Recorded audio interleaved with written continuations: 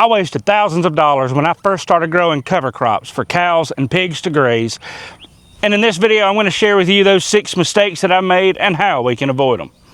I'm Rob from Dowdle Family Farms, and today I am moving our pigs into this cover crop right here behind me. It is cereal rye that's gone to seed. It's also got a lot of Austrian winter peas that are growing well. And then we've got some red clover right there, balanza clover right there, chicory, other crops in this paddock. Let's talk about those mistakes I made as we move this group of breeder sows into this next paddock right here. One of the first mistakes that cost me money is a little ironic. I wanted to find the cheapest bag of seed that I could find. Now don't get me wrong, I certainly understand that sentiment. We're trying something new, we're not sure if it'll work well in our area, and there's that temptation to give something a try, and we don't want to spend a whole lot of money initially on something that may not work. The problem, however, is that the true cost to go in the cover crop seed is not in what the bag of seed costs, it's about what the seed costs per acre that we're planting. Let me explain. One of the first crops that I tried growing was crimson clover. After all, it was only about $80 a bag, and white clover was $150 a bag. So why in the world should I spend the extra money on the white clover when the crimson clover was cheaper? But crimson clover is planted at 10 to 20 pounds per acre, and white clover is planted at about 5 pounds per acre. My point being is the per acre cost is much cheaper. Likewise, if you find a bag of chicory for $250 for a 50-pound bag, you only plant it at 5 pounds per acre in a full rate, which most people don't do anyway. But even if you did, that's a $25 per acre seed cost, which is incredibly cheap. Buckwheat is only $60 a bag, but you plant it at 40 to 50 pounds to the acre. It's twice as much, even though a bag of buckwheat is cheaper. Y'all ready to get out of here? Let's see if I can do this without getting shocked. Y'all ready for your new paddock? Come on, y'all. They are ready to go. I don't think I'll ever get tired of watching pigs graze. So that first mistake I made was focusing on the cost of the bag of seed.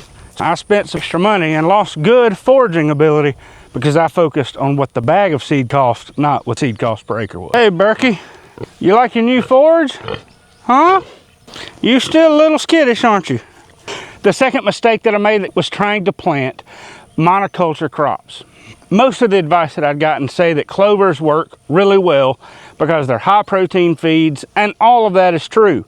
The problem, however, is that monoculture crops will save you a little bit of money on feed cost, but they don't meet all the nutritional needs of your pigs. And if you want to save money, the pigs need not just protein, they need not just high lysine feeds, but they also need some feeds that have more leucine and other crops. So the diversity of the nutrient density, not just protein, not just energy, but also minerals, vitamins, essential amino acids, and many others change with a variety of crops.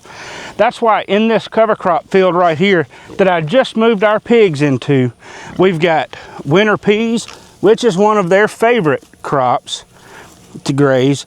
We've got some red clover right here. Now that cereal rye is gone to seed, still good for soil life. We have chicory right there. Little weedy grasses that just came up naturally in this paddock. We've got clovers. In some places there's a little bit of Boston plantain. And what I found over the last couple years is that if I really want to increase the amount of forage that my pigs consume and reduce the grain costs, the pigs need a lot of diverse forages. I can save a lot of money grazing a monoculture crop of clover, but if I really want to save even more, to get that threshold higher, I need diverse crops that help balance all those different nutrient needs. Buckwheat, for example, is high in lysine. It's lower in protein, but it has that high lysine that pigs need. But then there are the other crops like the chicory. The roots have inulin. It's a great prebiotic for pigs' gut health. It's a great mineral-rich plant that has a lot of trace minerals that you don't get in a lot of grasses and other crops. Balancing those needs is huge. This old spot sow wasn't out here when I moved the fence, and she's still thinking that the fence is here. She didn't come up, and so now she's a little nervous. This is only the second move since a group of sows with her are out here, so she hadn't quite got used to this system, but she will soon enough. Man, Berkey is absolutely loving that chicory. I'm glad to see him eating that. He's learning slowly but surely to graze. Oh, that old spot sow is crossing where the fence was. She's poking her head in. She's real nervous about it. The third mistake that I made was expecting the pigs to graze everything in the paddock before I moved them. Now, if you keep pigs long enough in one spot, they will certainly graze everything in that paddock before you move them. But if you don't really heavily substitute their feed, they will lose all kind of body condition, because those less palatable plants, they're less nutritious, and pigs tend not to favor them very well. So if you expect the pigs to graze everything in the paddock, you're gonna not get quite as good of nutrition. You're not gonna get quite as much money saving out of the pigs and the cover crops that you graze, but you'll also lose something else.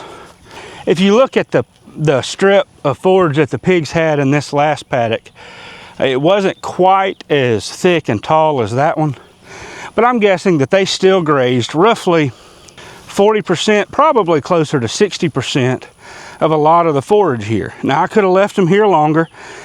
They would have eaten some of these other things. There's still even some clovers. There's some red clover right there that they'll graze, and they'll still have access to everything in here because their water is down there. But if we try to graze everything in this crop, one, we'll kill the perennial plants that I'm planting like the chicory, but most importantly, we're not leaving much behind for soil life. When I come through here in another week or two and plant our warm season crops, what's left on the ground, not only in the form of manure, but also in these crop residues, will help break down, feed soil life that will in turn feed the plants that we're grazing. I'm elated to see the manure right there, but I'm also happy to see some of this other stuff that's been trampled, that'll be pressed into the ground, and that'll help feed our warm season cover crops because it's feeding soil life as well. The fourth way that I wasted money on growing cover crops for pigs is I chose cheaper forages rather than the more nutritious forages. Now, I'm planting crops for bees, I'm planting crops for soil health, I'm planting crops for cows, but especially our pigs need real optimum nutrition. And if I want to drastically save on the amount of grain that we're feeding them, they need to get much more nutritious forages. So I'll add crops that may cost a little bit more. For example, I may put some Boston plantain or chicory. It may not perform quite as well, but what does grow helps feed and nurture the pigs.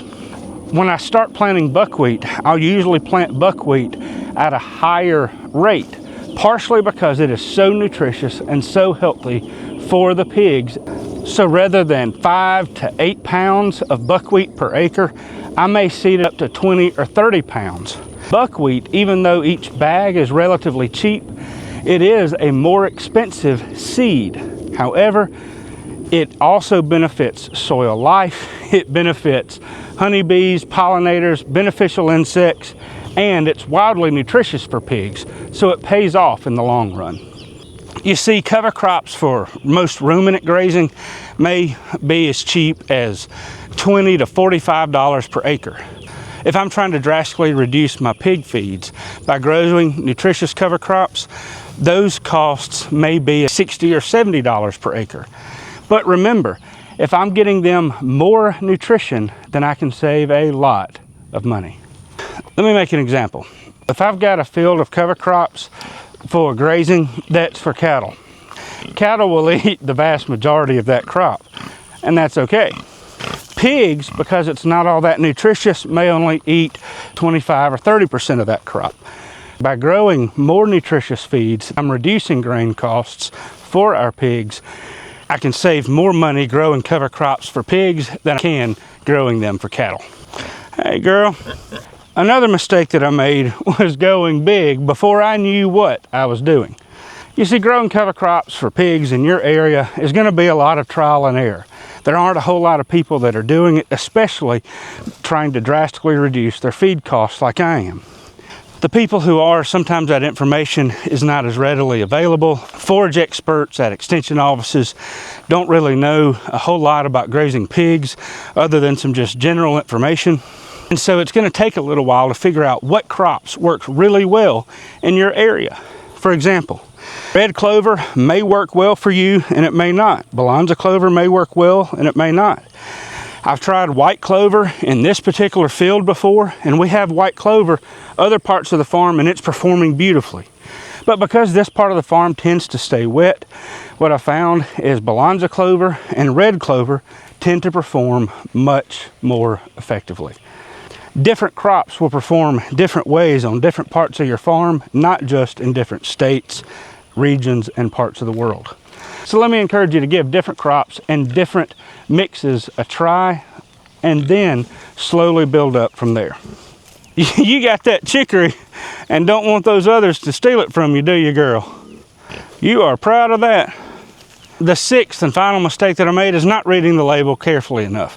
When I first started growing chicory, I just grew from a little 5-pound bag that was done for deer hunters. It was marked as enough for half an acre plot. It was about $25 and a good bit cheaper than a 250-pound bag. And it's fine to try something like that on a small scale. But once you start scaling up, what you'll find is that you need to read those labels carefully. It may be that, like that chicory for deer hunters that I found, it was coated to help it germinate a little bit better in case the ground wasn't prepared. Well, only about half of that 5 pounds was live seed, whereas a $250 50-pound bag from Green Cover Seed is $5 per pound. But because it is pure live seed, that seed cost is actually cheaper, planting $25 per acre rather than $25 per half acre of that coated seed. Just look at how much live seed the bag that's purchasing has in it. I've honed in significant savings on growing cover crops for our pigs and our cows to graze, and we are seeing excellent performance, but it has taken a little bit of time. The best thing that you can do is start learning, start growing. If you're raising pigs or any other kind of livestock, maybe even you've just got a couple chickens in your backyard and you want to see if something works for them, give it a try.